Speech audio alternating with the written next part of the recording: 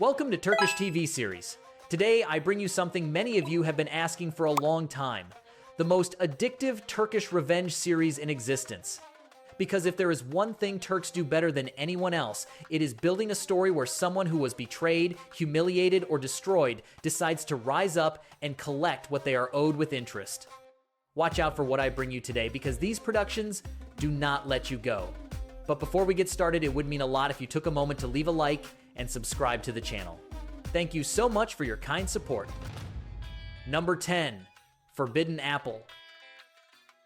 Here I bring you something special because this production has something very few manage, keeping you glued to the screen for 177 episodes.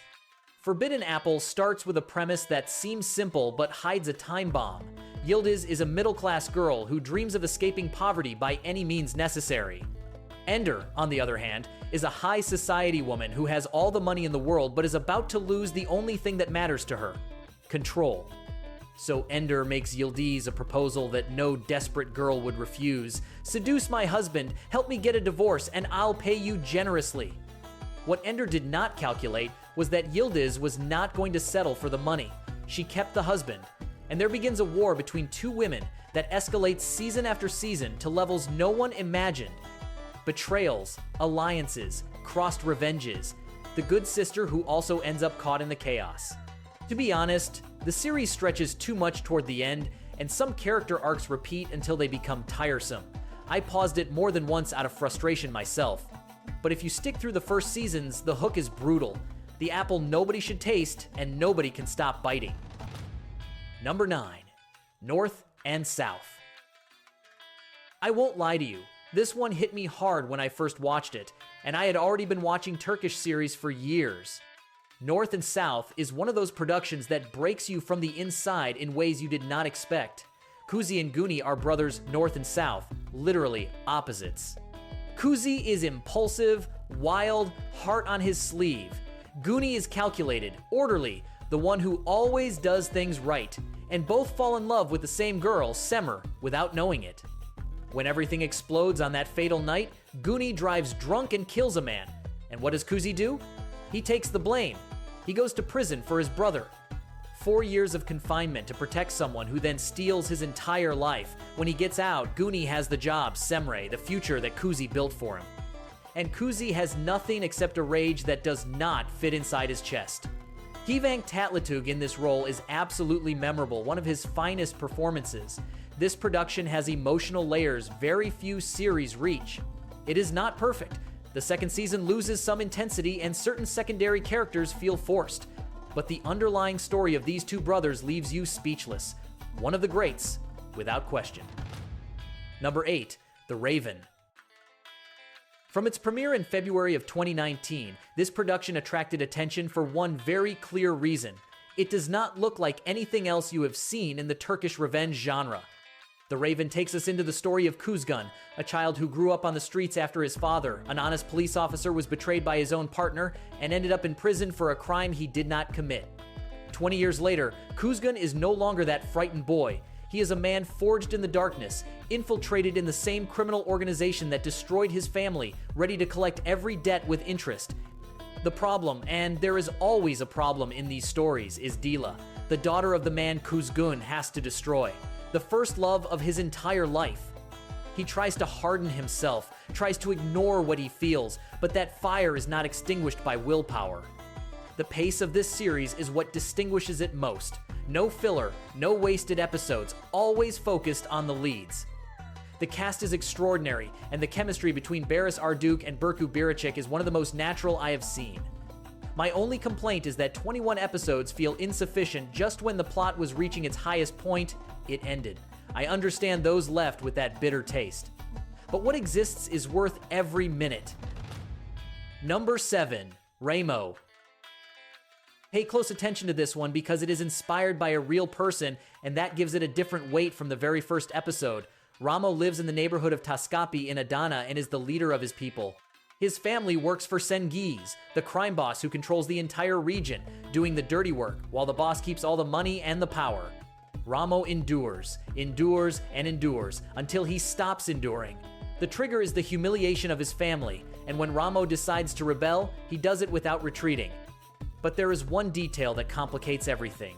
Sibel, the woman he has been in love with his entire life, turns out to be the daughter of Cengiz, the very man he has to destroy.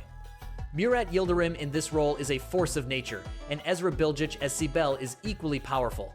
To be fair, the second season loses quite a bit of force compared to the first. There are scenes that drag unnecessarily, and the romance ends up absorbing too much space that belonged to the revenge. I felt it myself when I reached episode 25. But if you want real action, blood and fire loyalty, and a neighborhood story that feels true, Ramo will not let you down. If you stick with it from the start, what comes is worth it. Number 6. Goulimal. This one hurt my soul because it had everything to be enormous and the network killed it before its time. Goulimal starts with a story that goes back decades, a mother who abandons her son as a child to go with another man. That boy grows up alone, without love, without forgiveness, transformed into a monster with money. When he returns to Bursa as an adult, his only objective is to destroy the woman who cursed him and her entire family. Murat Unalmas in this role is simply brutal. He transmits the pain and rage of Goulimal in a way that reaches you to the bone. And then appears Deva, the adoptive daughter of his mother, the last person in the world he should lock eyes with. What seemed like a dark story of hatred becomes something much more complex. Fox decided to cancel it at episode 10, and although they later extended it to 13, the damage was already done. The ending feels rushed because it was. I completely understand the frustration of those who followed it week by week, but in 13 episodes, this production built characters you do not forget. 200 million people around the world who watched it cannot be wrong. Number 5. Herkai, Love and Revenge. You know what the worst part is? Miran arrives in Midyat with a perfect plan, cold, calculated to the last detail, and life presents him with Rayan.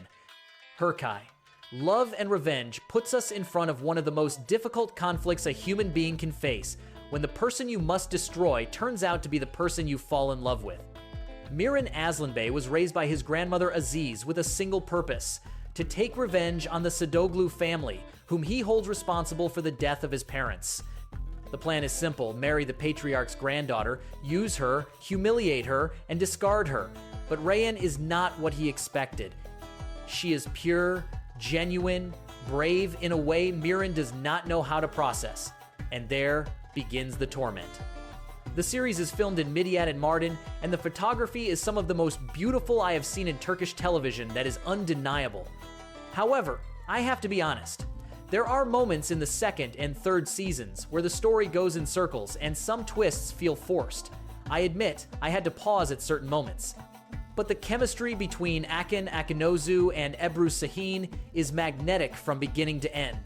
That cannot be faked. Number 4. Brave and Beautiful. Despite a promising start, many revenge series end up getting lost in the romance and forgetting the original mission. Brave and Beautiful does not make that mistake, or at least not entirely. Cesar Alamdaroglu returns to a small town with one thing on his mind: destroy Tahsin Korludag, the man he believes responsible for his father's death. The plan is perfect. He arrives, infiltrates the family, earns the enemy's trust. What was not in the script was Suhan Tahsin's daughter.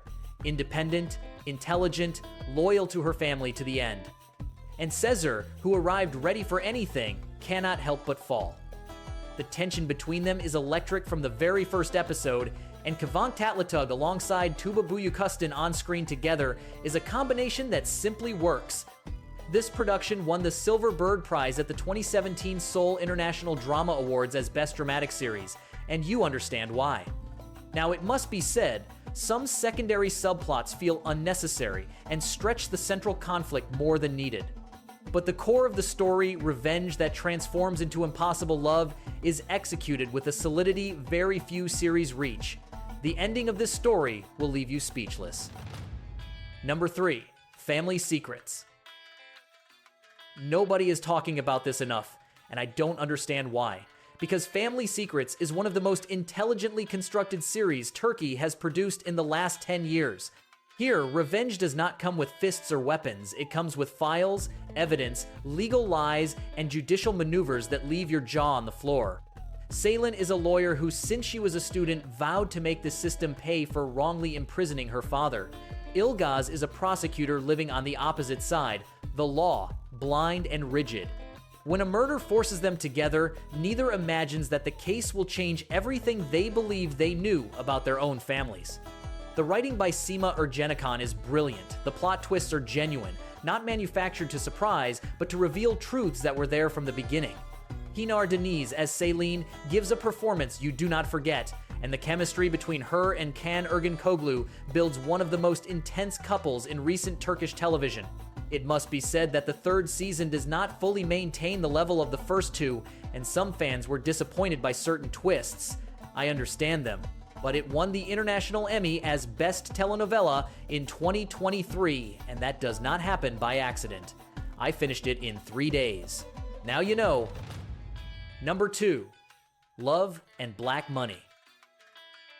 I think we all know what we are going to find when Engin Akürek and Tuba Büyüküstün share the screen, but Love and Black Money goes far beyond the chemistry between its leads. Omer is an idealistic detective who has spent years pursuing the truth about his father's murder, a case nobody wanted to solve because it touched too high up. When his fiancée turns up dead under suspicious circumstances next to a millionaire businessman, Omer does not accept the official version.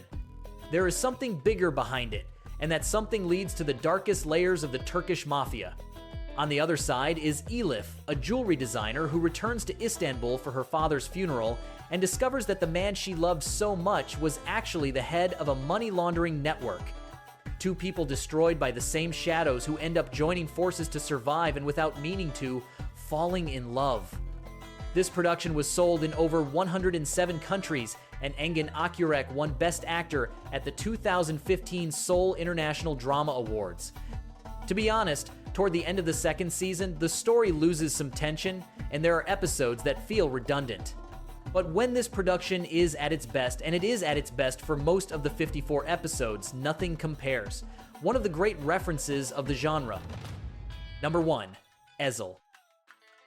It makes no sense how perfect this story is. Ezil is not just the greatest Turkish revenge series, it is one of the finest works world television has produced, and I will stand by that with everything I have. It is based on The Count of Monte Cristo by Alexander Dumas, but this version breathes on its own, with an identity so Turkish and so human that you forget the original book. Meet Omer Ukar, a mechanic, humble, with his whole life ahead of him.